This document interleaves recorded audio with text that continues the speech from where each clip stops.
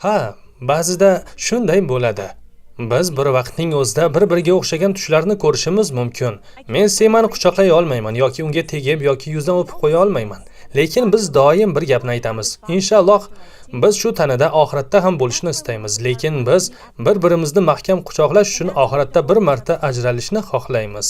Tanishib olsak bo'ladimi? Albatta. Mening ismim Sema, mening ismim Aysha. Biz 24 yoshdamiz. Biz Siyam egizaklarimiz. Turkiyada biz yagonamiz. Biz Qahramonmaraşda yashaymiz va biz shu yerda tug'ilganmiz. Aslida biz bir yoshdaligimiz uchun payg'ambarimiz sollallohu alayhi va sallam yo'lga chiqqaningizda biringiz bosh yetakchi bo'lish kerak deganlar. Shunday qilib biz birimizni yo'lboshchi qilib tanladik. Allohga shukr, hurmat bo'lmagan joyda sevgi bo'lmaydi. Avvalo hurmat. Ishonamizki, bizning o'rtamizda hurmat bor. Bu mana shunday sodir bo'ladi. Biringiz o'ng tomonni, boshqangiz chap tomonni boshqarasizmi? Ha, ochig'i biz ham bu qanday sodir bo'lishini bilmaymiz, lekin biz juda yaxshi harakatlanamiz. Qanday qilib qadam bosasizlar? Buni o'zimiz ham bilmaymiz. Oyoqlarimiz alohida, lekin qanday yurishimizni, ularni qaysi miyamiz boshqarishini bilmaymiz. Biz 5 yoshgacha yurishni bilmaganmiz. Bizga maxsus ta'lim berilardi.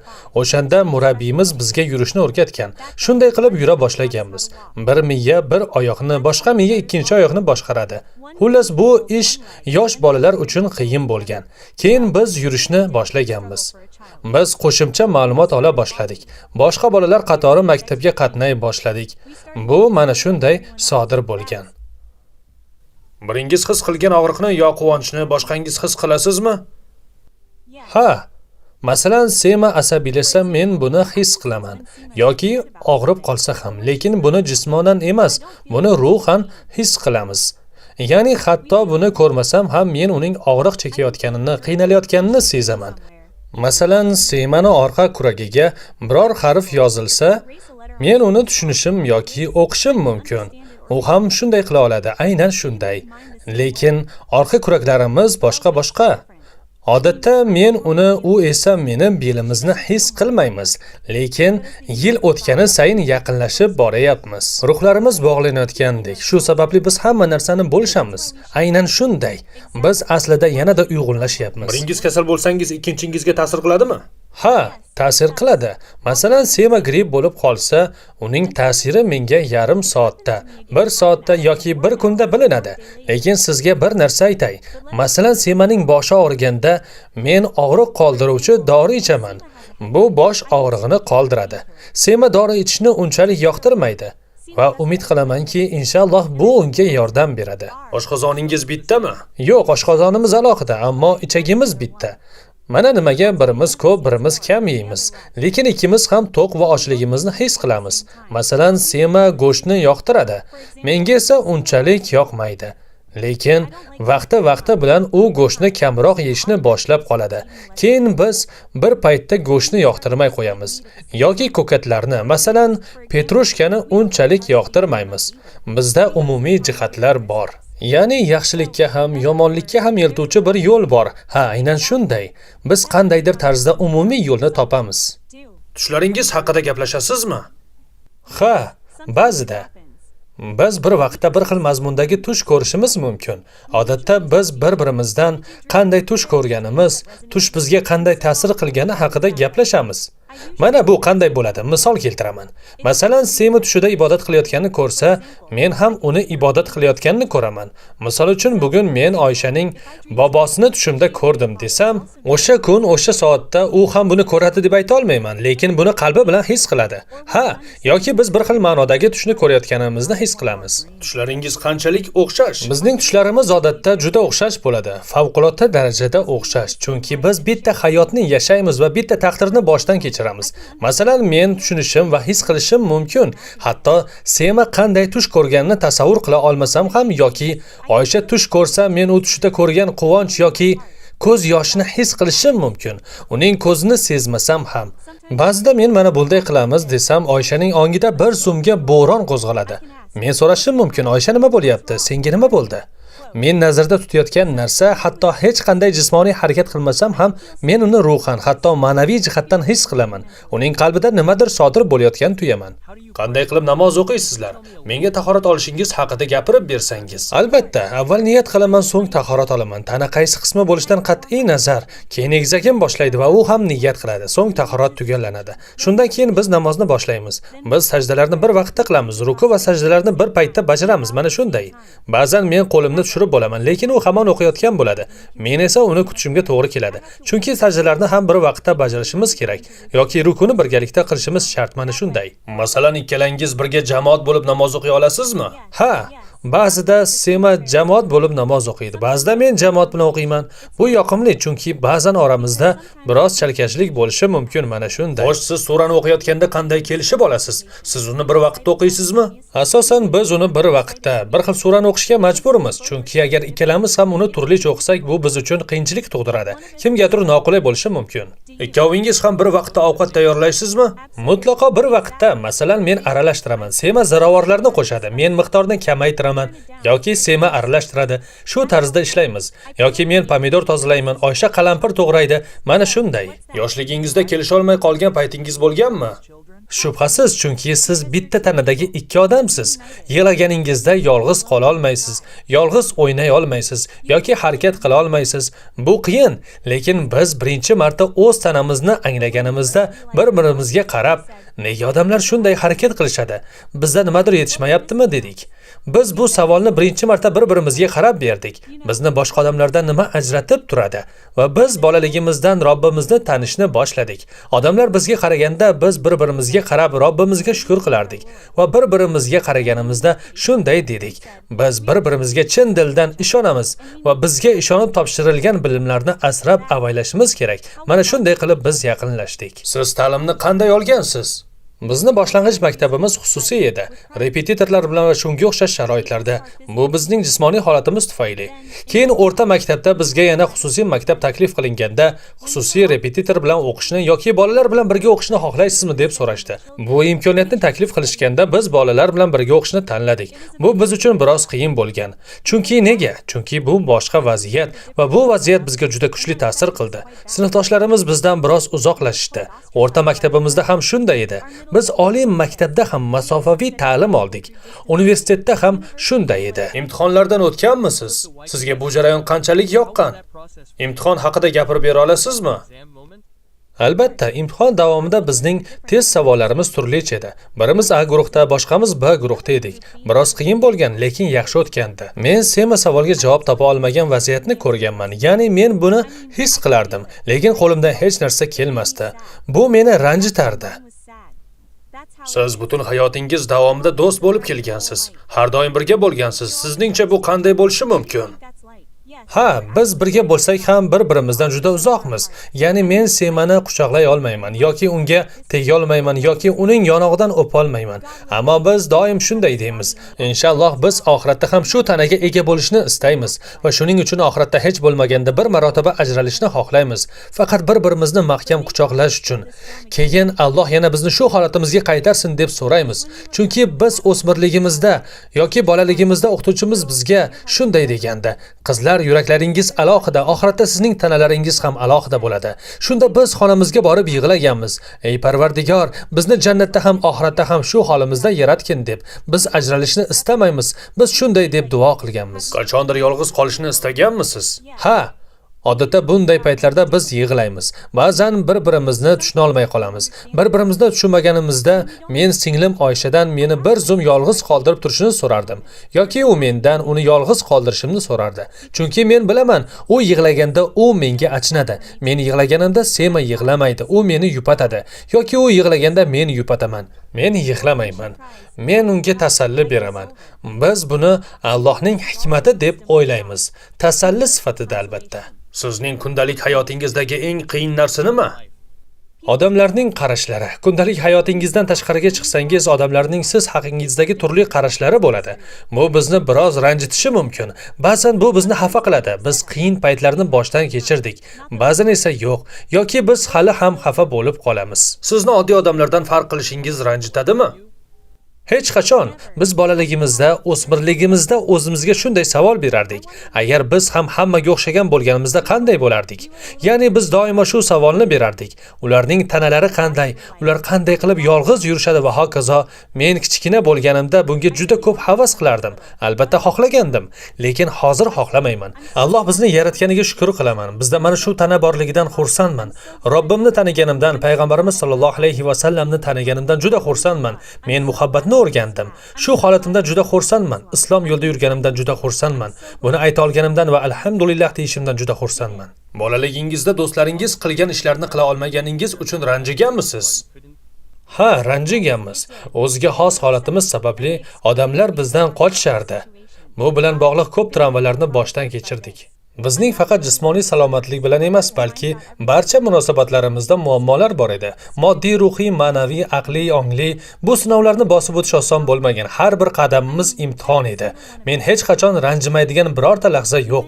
Biz hayotda doim bizlar Handaqdamiz, bizlar Uhuddamiz. Bu doimiy kurash deymiz. Buncha jasorat qayerdan? Men buni tushuna olmayman. O'zimni o'zim tushunmayman. Men doimo har safar oynaga qaraganimda, Oysha, Sema, boshingda nimalar o'tmadi? Buni ham yengib o'tasan deyman. Atrofdagilarning yoqimsiz fikrlariga qanday munosabatda bo'lasiz? Bu ancha qiyin. Biz hali hamon kurashib kelamiz. Sizga bir misol keltiraman. Biz bolalarni yaxshi ko'ramiz. Bir safar bozorchaga borganimizda onasi bolani yonimizdan olib ketdi. Lekin odamlar o'ylab ko'rmaydi. To'g'ri, sizni ruhiy holatingiz muhim, lekin bizniki ham muhim. Bizda ham qalb bor, bizda ham yurak bor, bizda ham tana bor. Uning ustiga biz ayol kishimiz. Qachondir janjal qilganmisiz? Biz bir-birimizni bosib turardik va kel janjal qilmaymiz. Robbimizdan panoh tilaymiz derdik va yana o'sha onda abadiy hayotda jannat bor. Kel sabr qilaylik derdik. Biz bir paytlar bir-birimizga va'da berganmiz. Bu yaratganning marhamati. Ayni vaqtda bizning ajralishimizni imkoni yo'q yoki bittamiz o'lib ikkinchimiz tirik qola olmaymiz, lekin biz buni doimo aytganmiz. Hozir ham aytamiz. Agar Alloh xohlasa, birimizni jonimizni olib ikkinchimizni tirik qoldirishi mumkin va shunda biz bir-birimizga va'da berganmiz. Agar birimiz o'lsak, ikkinchimiz Allohga isyon qilmaymiz va bizni jannat bilan siylashdan umid qilib yashashda davom etamiz. Bir xil o'ylaysizlarmi yoki har xilmi? Ha, ko'p hollarda biz bir xil o'ylaymiz yoki bir xil narsani yoqtiramiz yoki bir xil narsani his qilamiz, bir xil narsani.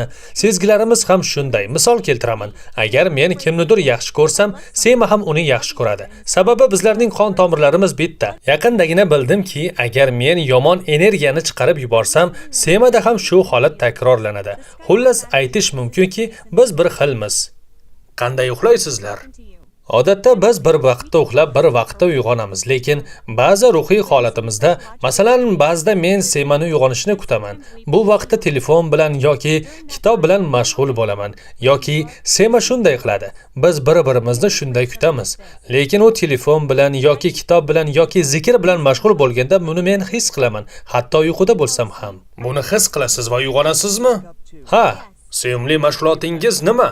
O'tirib birga kofe ichib suhbatlashish. Birga o'tirib deganingizda nimani nazarda tutdingiz? Axir doim birgasiz-ku deyishingiz mumkin. Ammo aslida biz birga emasmiz.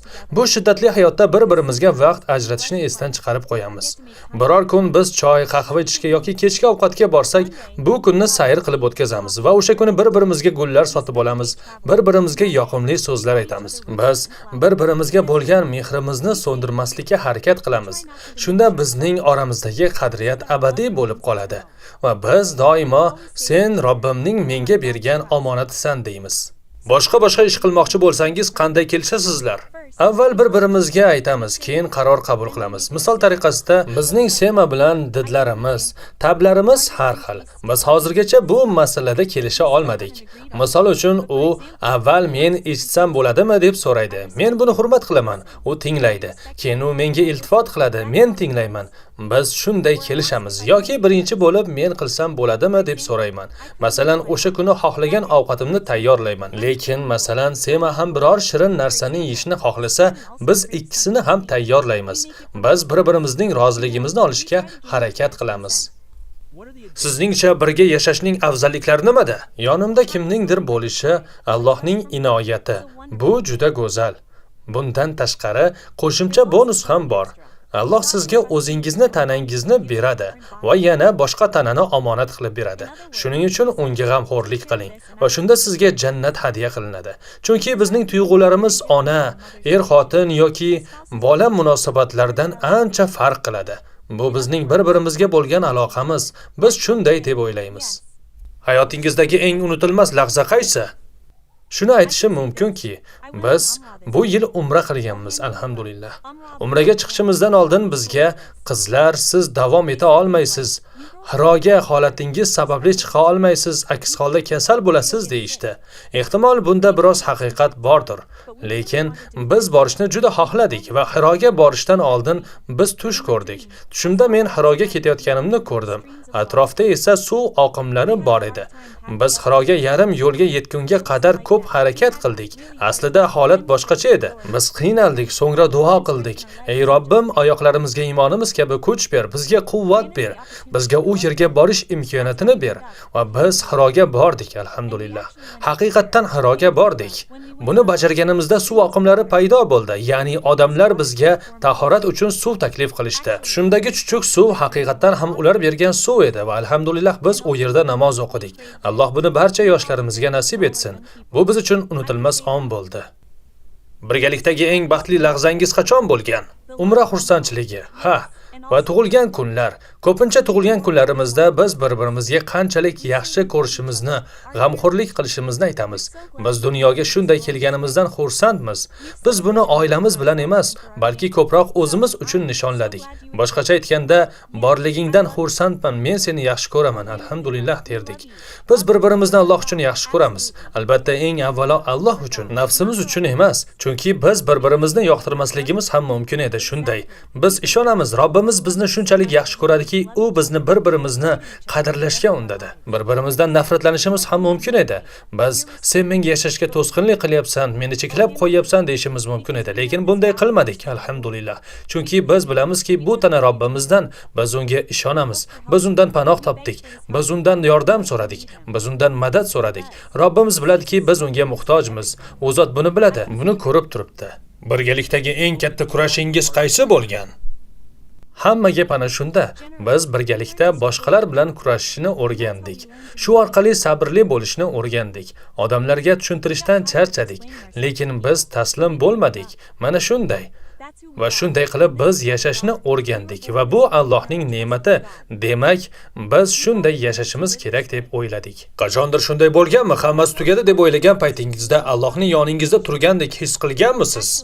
Aslida bunday holat bizda ko'p bo'lgan. Biz taslim bo'lmaganmiz va bu bir marta emas, ko'p marta takrorlangan. Chunki hayot juda qiyin. Men uni oson deb ayta olmayman, lekin unda juda ko'p go'zalliklar bor. Agar biz 1000 marta yana va yana dunyoga kelsak ham, Alloh bizga qizlar men sizga yana shu tanangizni beraman desa, osmon ham yer ham guvoh bo'lsin. Biz baribir shu tanamizni qabul qilgan bo'lardik. Chunki bu dunyoda ba'zi narsalardan mahrum bo'lganmiz. Biz ko'p kurashganmiz, lekin biz shuni o'rgandikki, Allohni chin dildan sevishni, Allohni hikmatini ko'rdik. Har safar oynaga qaraganda hikmat izlagandek bo'lardik. Ey Robbim, sen qanchalik qudratlisan, ey Robbim, sen qanchalik buyuksan. Qizlar siz qanday qilib oyoqda turibsiz, qanday kurashyapsiz deyishingiz mumkin. Biz buni bilmaymiz. Robbimiz bizga shunchalik sabr va kuch ato qilganki, biz ham bunga hayronmiz. Ya'ni biz taslim bo'lishni xohlaymiz, lekin bunday qila olmaymiz. Ichimizda doimo umid bor. Urush doimo davom etadi. Kurash doimo davom etadi. Ba'zan o'zimizni Uhuddagi kabi his qilaman yoki Akobda turgandek his qilamiz. Biz bu dunyoga kurashish uchun kelganmiz va buni davom ettiramiz. Bizning yagona umidimiz, yagona maqsadimiz bu jannat. Biz jannat umidi, biz jannat orzusida yashayapmiz va bu dunyoda kurashishga tayyormiz. Jannat bu osonlikcha qo'lga kiritiladigan narsa emas. Albatta biz kurashishimiz kerak. Biz shuni ayta olamizki, biz xafa bo'lsak yoki biror narsa yuz bersa, biz ma'ruza videolarini tomosha qilamiz va bu bizga yordam beradi. Bu Alloh bilan aloqamizni mustahkamlaydi. Namoz ham shunday va boshqa ibodatlar ham. Va biz ruhiy tushkunlikka tushganimizda Alloh bizni tashlab qo'ymaganini his qilamiz va bu bizga foyda keltiradi.